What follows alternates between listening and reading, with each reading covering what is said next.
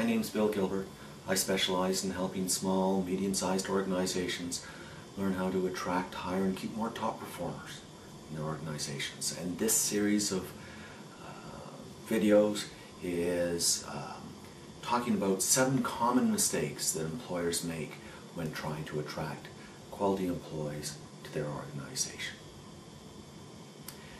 Mistake number 1 that can happen is employers often don't know what is the real differences between their top and poor performers.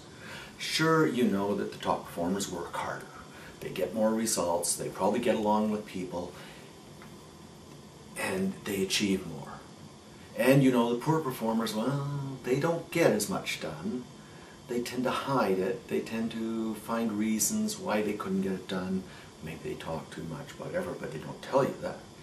Yeah, those are differences in the results, but it's not what is differences between the two individuals.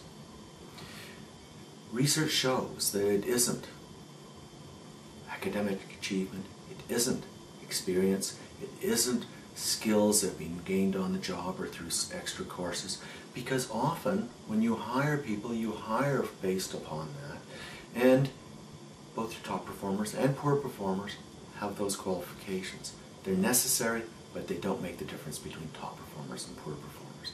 Rather, research has shown it's other factors like attitude, like personality. Maybe they get along with people. Maybe they're outgoing, maybe they aren't outgoing. Maybe they're very independent. Maybe they're good at judgment and making decisions.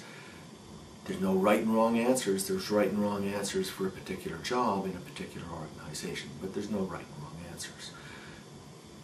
It could be things like mental abilities, how they process the information, how quick they are in absorbing new information. Can they take that mental challenge of absorbing that information? Do they have good vocabulary skills or good numeric skills? Each job has a different level that they require, and if an employee doesn't have it or exceeds it, they may not succeed in the job. And another factor might be their motivation and interests. Are they mechanically minded? Do they like working with hands? Or do they like working with data? Do they like working with people? Factors such as that. So the key is, once you need to know what those differences are, is how to discover them. Well, one way is to observe. Yep, the good old management by walking around. You go out, you observe what's taking place, you observe your top performers, you observe your poor performers, and try and determine what the differences are. Unfortunately, this is very subjective by what we're doing, but it's useful. It helps you be there. Talk with the top performers. They often know they are top performers. They often know why they're better than their poor performing peers. Again, subjective, they're knowledgeable, you're gaining additional information.